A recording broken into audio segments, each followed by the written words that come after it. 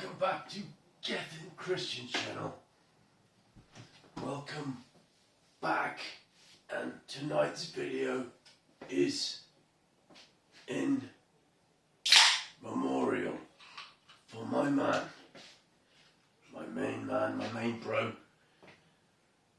Chris Haverson, for the beach.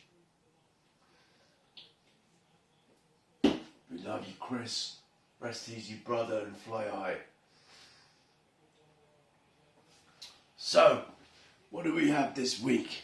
Well, we have something new,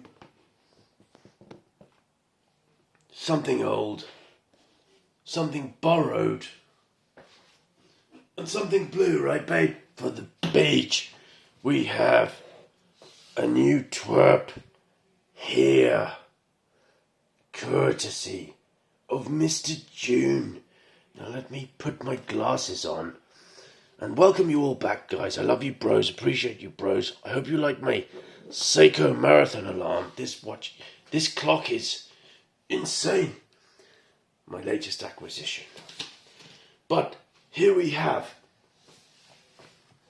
a full-blooded review of the SPB077J or the SBDC061 if you want to be an American or JDM reference twerp. This is the baby Marinemaster. And it's so nice to be back filming a watch review again, because I haven't had anything to show you guys for quite some time. But Mr. June's done it again. Mr. June price for this watch was 500 GBP. This watch costs £1,000 GBP, and look at the state of him. Get rid of it immediately. It is mint condition with all stickers on for £500. Now, what kind of watch is this? Well, it is the 2018 Seiko release that came along with the release at Basel World 2018 for the SLAO25, which was the reinterpretation of the 6159 dive watch, the monocoque dive watch, which inspired the Marine Hui with its monocoque along case, and, you know, the original, the best Seiko diver. But this one was created for the masses, and it was much more affordable. And look at him. He has a screwed down case back and a slimmer profile. This watch is now 5 or 6 years old. They don't even make it anymore. But this is Geffin's opportunity to show it to you all. Big Andy and staff, Chris Haverson, my main bro, you would have appreciated this. So what does this watch offer? Well, it has a 44mm case according to Seiko, but in my estimation it's really 43.5, but the bezel comes in at 41mm, which, just so you can all feel that, is the same size bezel as the SKX007. So both of these watches will wear comparably on the wrist. So what do you fucking think about that? I don't really know or care. But this watch is 44mm, but it really isn't. Look at the overhang here from the bezel to the case, and the case with its swift undercuts and JDM sensibilities really does not belie its true size and scale. It's a 44mm case with a 12.7 or 13mm thickness, a lug-to-lug of 51, which I've measured at 50.5. And before we do anything, let's just put him on, because you fucking dickheads are for the beach and you all want to see it on the wrist. My wrist is 7.5 inches wide, or 19 centimeters. So that's how we can hang on a daily, bros.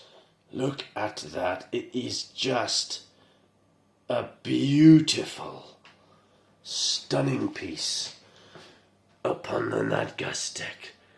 All our Vulcans and Vrukojats is for the beige. Look at it. We have this big boy on the other wrist. Let's try it on the left because most people wear their twerp on the left. So, Geff will slap him on the left for you guys. Unfortunately, I am a left-hander, so I wear mine on the right. There we go. Look at that. Just look at it. The comfortability matrix is beyond Thunderdome. It really is a truly comfortable piece. And this one features the 6R15 movement. So this watch now is 5 years old. I think 2018 it was introduced. So it does have the 6R15 pre-6R35. The 6R15 movement featured a plus 25 to minus 15 seconds a day tolerance, 50 hour power reserve, 23 joules.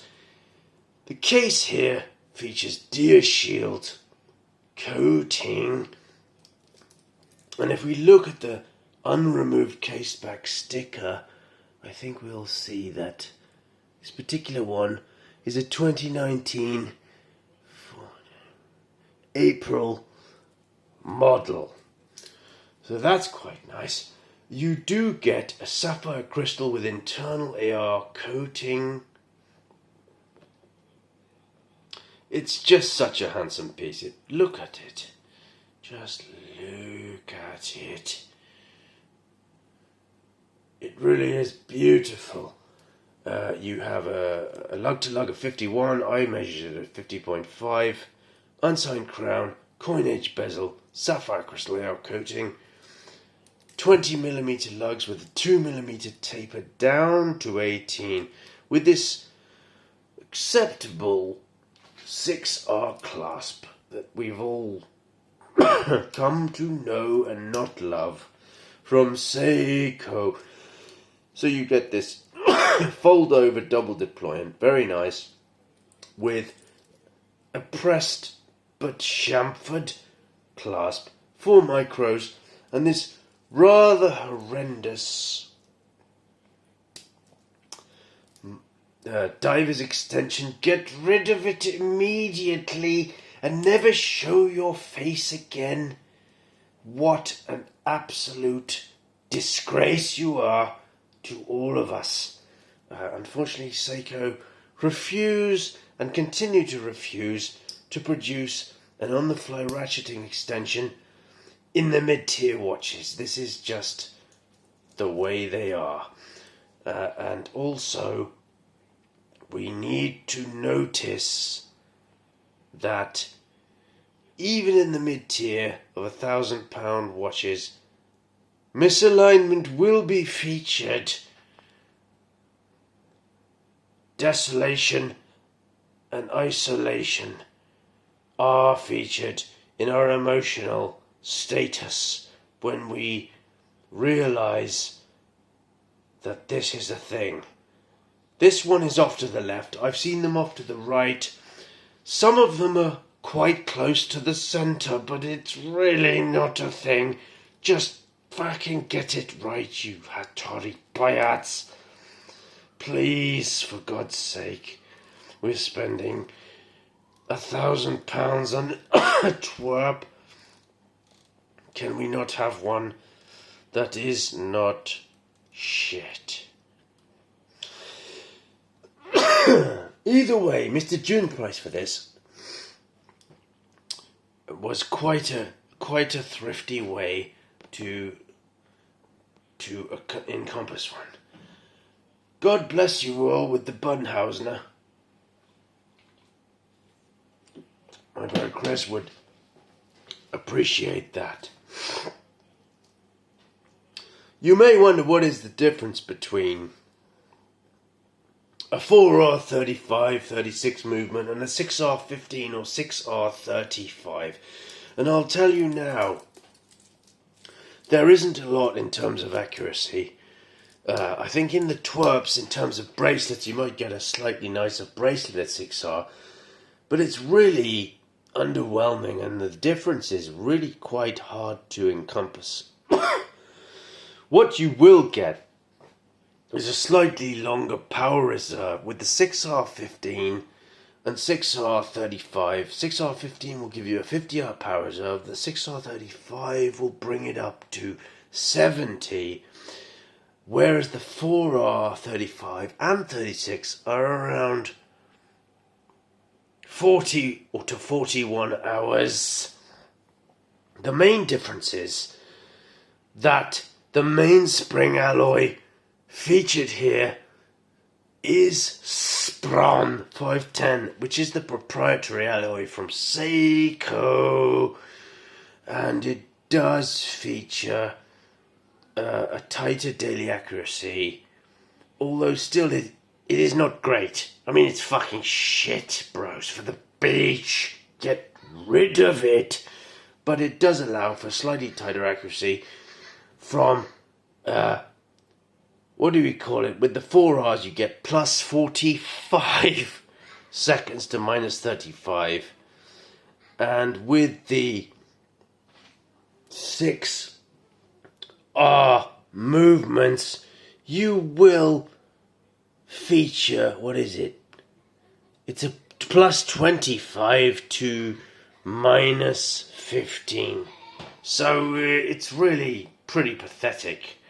But all of these movements feature much better accuracy than stated tolerances by Seiko. And that's a fact, because I've handled all of these freaks for the last 25 million years.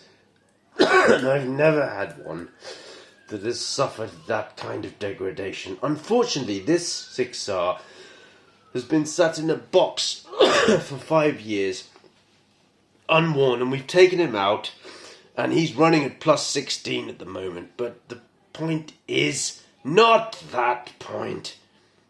So get rid of yourself. The bracelet here is rather good for a 6R Seiko. And look, I mean, I don't normally say anything good about Seiko bracelets, but it is quite nice. The end link matches in a lovely way. We do have a male end link which extends the lug to lug. Look at this case. I mean, he doesn't feature the Zaratsu polishing, of course, of this SLA model, but look at the comparison. They both share so many things in their design language. Look at that. The long lugs. The lugs are almost identical, except slimmed down. And look at the thicknesses of these two twarps. Beautiful. This is a 7mm crown. I think this one is about a 6. Unsigned and signed. Side by side comparison. What the fuck do we think about it, bros? This is the 6159 in its many guises. Look at that. Drawed lugs. The case shapes incredibly similar. It's just the Japanese design language with its swift undercuts, sharp bezels, bevels for days. Look at them. Can you see how they are the same, yet different? And I'd like to reintroduce this watch to give you a comparison of, this is a 42mm, this is a 44. The bezels are the same size, so you You might have a small spaghettified wrist, but if you can wear one of these, you can really wear this. The only thing I don't like about this watch is this disgraceful handset, and I will now display it. It is just, it's sort of ubiquitous to Seiko. They put it on the tuner, they put it on the Monster. They're trying to cover all bases with the same handset, and I've seen modded versions of this watch with the Marinemaster handset, and it is just night and day. It is they really fucked up here, because you know, the 077, a beautiful case, absolutely stunning case. The bracelet's even good with its, look at this, you get brushing here, brushing on the mid links, on the center link, but you get a bit of polishing here to add contrast. I mean, it's just a fucking beautiful watch, and they've ruined it with this stupid arrow hand. I mean, people talk about unmatched date wheels now, but you know, even my Marine High and the SKX don't have matched date wheels, but they seem to carry it off. This time, I mean, this arrow hand, it has to go. It has to go. For fuck's sake, bros, for the bait! Get rid of it immediately. You know what's up. So, this watch is, in many ways, fantastic, but also flawed. What do we think about it, bros? The 077, I don't think they even make it anymore. God bless you all. And let's finish up with some Lume shots. So we'll see entry to mid to fully tag Seiko levels. Let's charge them up. Gaffs blazed. God bless you, Chris Havison, my main man.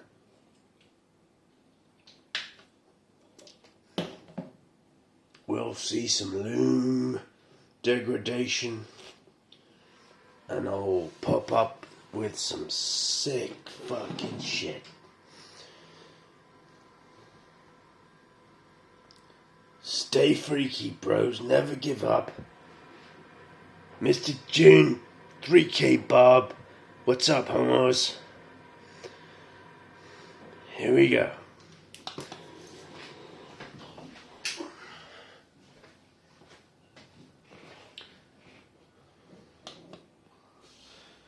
What's up, bros? The Lumes are incredulous. I hope you can see the reality.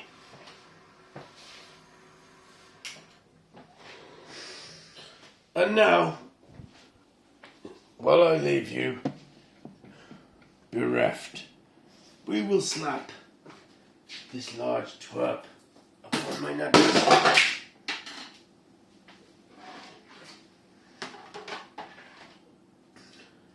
Get Chris knows. You need to see it on the flesh.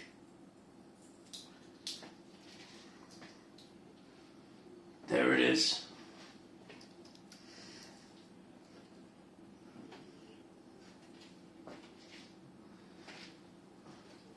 Compare it to the SKX.